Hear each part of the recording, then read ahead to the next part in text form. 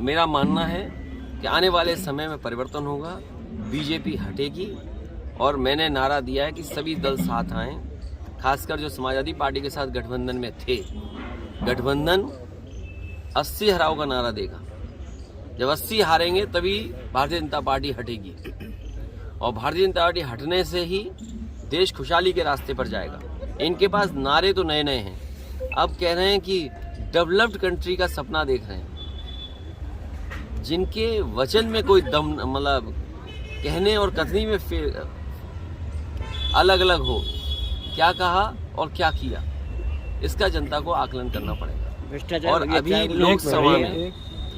लोकसभा में जो नौजवान कूदे हैं, ये सही बात है कि सुरक्षा, और वहाँ पर सुरक्षा जो प्रधानमंत्री जी का ड्रीम प्रोजेक्ट था, अगर ड्रीम प्रोजेक्ट में जो लगभग 25,000 करोड़ का बना है, वहाँ की सुरक्षा ऐसी है, तो मुझे लगता है कहीं ना कहीं साजिश भी है और षड्यंत्र भी है, क्योंकि कहीं इसी बहाने सरकार की कोई तैयारी तो नहीं है, कहीं इंटरनल सिक्योरिटी और सुरक्षा के बहाने लोगों को डराने की तैयारी तो नहीं है।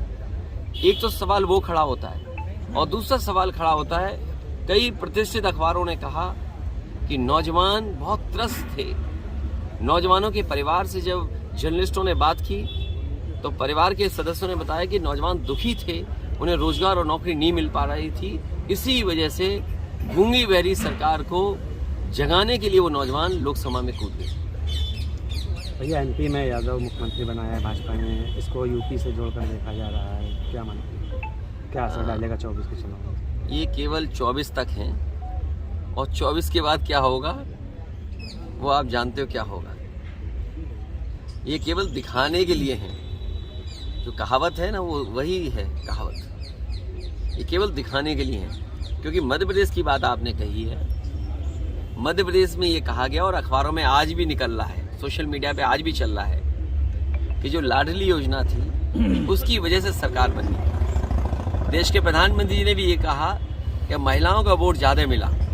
अब आप खुद कल्पना करिए कि लोकतंत्र में जिस नेता की वजह से सरकार बनी हो, वही मामा दुखी हो, मामा को दुखी करना ये अच्छी बात नहीं है।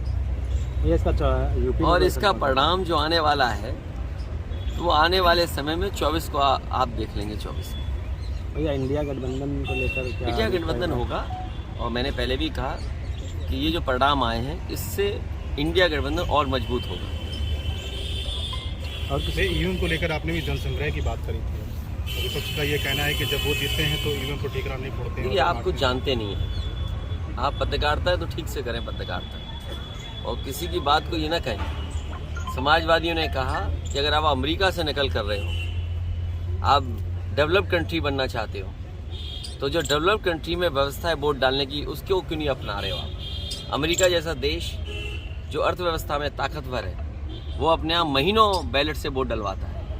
जापान जैसा देश जहाँ से ईवीएम कभी बनी, वो बैलेट से वोट डलवा रहा है। जर्मनी का जो सुप्रीम कोर्ट है, उसने ये पाबंदी लगाई कि अगर ईवीएम से मशीन से वोट पड़ेगा तो वो अनकॉन्स्टिट्यूशनल है। ये तीनों बातें जो मैंने कही हैं, इन तीनों बातों पर आप खुद विश्लेषण करिए। और भारत सरकार ये कह रही है कि हम दुनिया में सबसे ताकतवर देश बनने जा रहे हैं और बनना चाहते हैं। तो क्या अविश्वास के साथ आप ताकतवर बनना चाहते हैं? जनता को विश्वास हो और सीक्रेट बैलेट, आज तो ये पता लग जाता है इस गांव में, इस मजरे में वोट किसको मिलने वाला है, किसको पड़ने वाला है। तो ये सीक्रेट बैलेट कहाँ है वोटिंग? इसलिए समाजवादियों का मानना, मैं आज फिर कहता हूँ आपसे, मैं जनता से अपील करूंगा कि समाजवादियों को जिताइए, बीजेपी को हटाइए।